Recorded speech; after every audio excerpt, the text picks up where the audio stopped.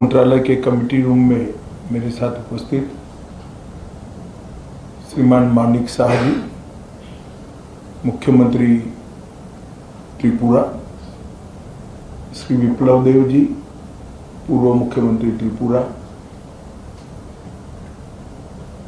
त्रिपुरा मोर्चा के स्थापक अध्यक्ष प्रद्युत जी,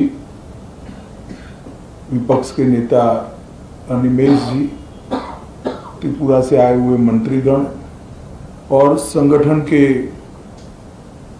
सभी पदाधिकारीगण, विधायक, चेयरमैन TTADC और गृह मंत्रालय के सभी ऑफिसर्स।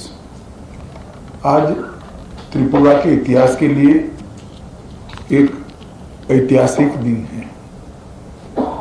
आज इस समझौते से हमने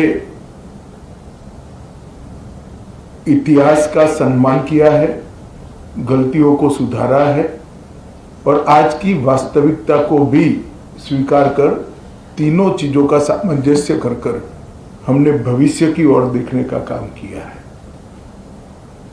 इतिहास जो है उसको कोई बदल नहीं सकता, मगर उसमें जो गलतियां हुई है इसको सीख कर आज की वास्तविकताओं को नजर में रखकर हम आगे जरूर बढ़ सकते हैं। और मुझे आनंद है कि त्रिपुरा मोर्चा ने, सभी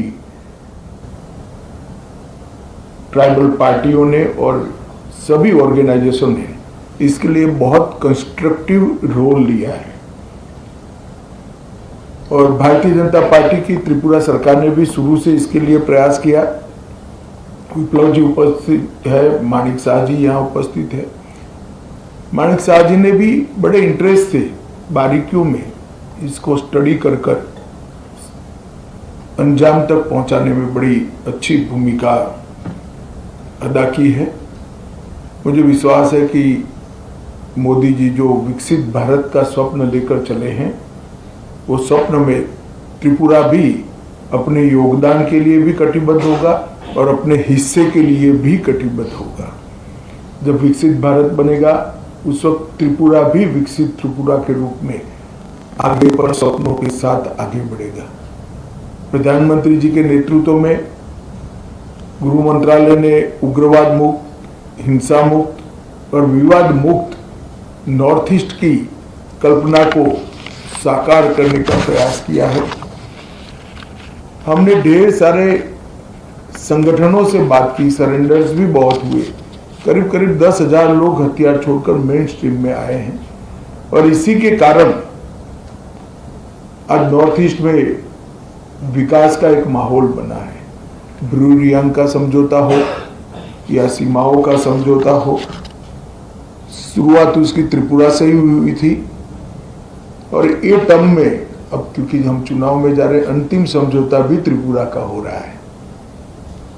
2019 में NLFT SD के साथ समझौता हुआ था, 20 में ब्रू समझौता हुआ, 20 में बोडो समझौता हुआ, 21 में कार्बी समझौता हुआ, 22 में आदिवासी समझौता हुआ, 22 में असम मेघालय अंतर्राज्यीय सीमा का समझौता हुआ, 23 में असम अरुणाचल अंतर्राज्यीय सीमा का समझौता हुआ, 2023 में दिमासा शांति समझौता हुआ, 2023 में UNLF का समझौता हुआ और 2023 में ही उल्फा का समझौता हुआ और अब ये समझौता हो रहा है। तो कुल मिलाकर 11 अलग अलग प्रकार के सीमाओं से जुड़े हुए, अपनी पहचान से जुड़े हुए, अपनी संस्कृति और भाषा के लेकर संघर्ष करने वाले सभी के साथ सामंजस्य पूर्वक बात कर हमने संघर्ष को समाप्त करने की दिशा में काम किया है।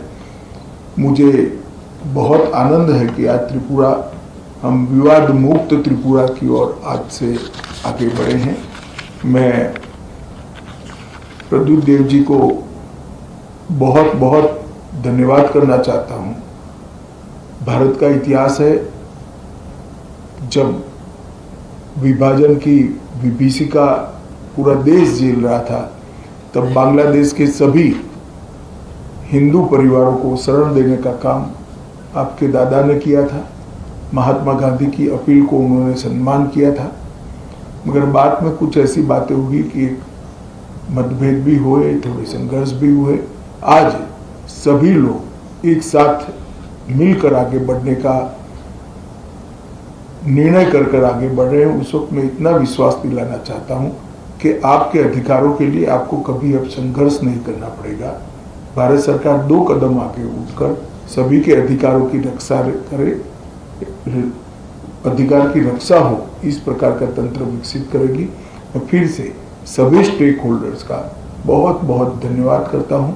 मैं एक बात जरूर कहना चाहूँगा, हमारे संदीप पात्रा जी ने भी बहुत बारीकी से, और पॉलिटिकल कारणों से मैं बड़ा व्यस्त चल रहा था, फिर भी मेरा समय छीनकर इसको अंजाम तक पहुंचा है। तो पात्रा साहब का भी मैं धन्यवाद करता हूं, और आईबी की ओर से हमारे जो नेगोशिएटर हैं और जिन्होंने समझौते को मूर्त रूप दिया है, ये सभी को धन्यवाद कर मेरी बात की समाप्ति करता हूं। सभी को बहुत बहुत शुभकामनाएं और धन्यवाद।